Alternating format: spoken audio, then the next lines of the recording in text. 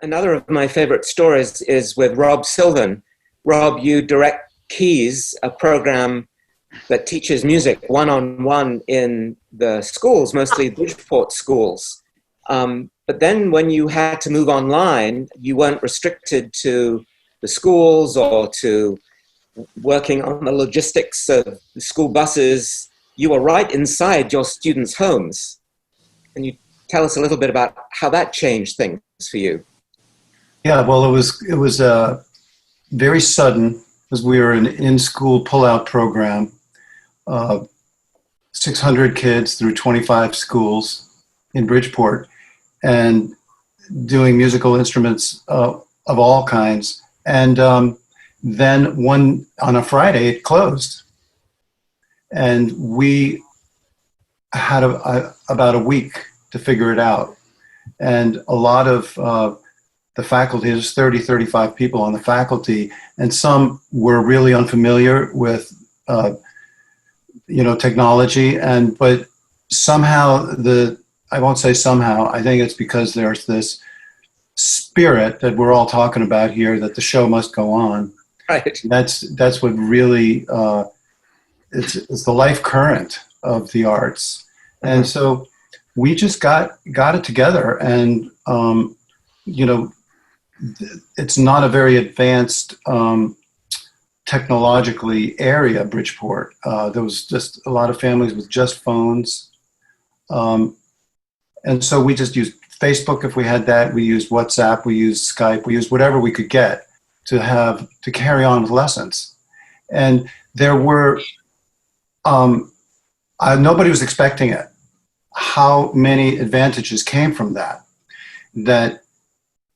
the students really needed the one-to-one. They weren't getting any one-to-one attention anymore. There was very little even Zoom classes that were going on from March to June.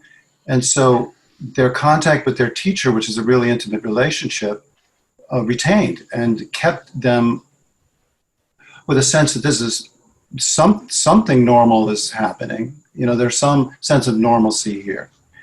And the advantages were that they really needed that. They practiced more. I think every teacher talked about their students that just got better faster than they'd ever noticed it before. It was partly because they had the time, but partly because there was just, maybe they had the energy too, and they were just more motivated. In the schools, there's distractions, there's noise, there's other teachers pulling at them, and it's all what it's supposed to be. But at home, it's just different. They're home and teachers got to know the families and the siblings and the pets. And Right. and it just, it was a very strong thing. Went right through the summer. We did summer school. And I don't know that you mentioned it. Lou mentioned the video. It just has the spirit of kids wanting to learn to play music. We were able to keep it going.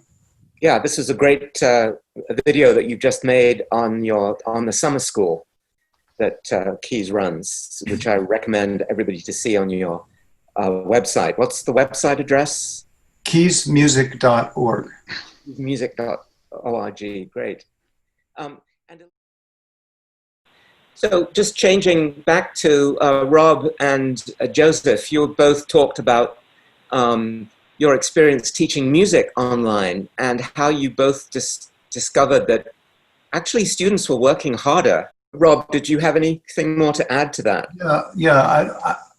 I would like to put in some element of reality into this, in the sense that when it's time again to go back to one-to-one lessons live in person, we will be doing that with great joy in our hearts. Yes. This is fine. But it's just a temporary substitute that takes a lot of energy and a lot of good spirit. And we're just bridging a gap here. I mean, we've made some discoveries. I don't think snow days, sick days, and vacation days will ever be the same again, because we know where they are, and we will be able to maintain connections. But that's what this is.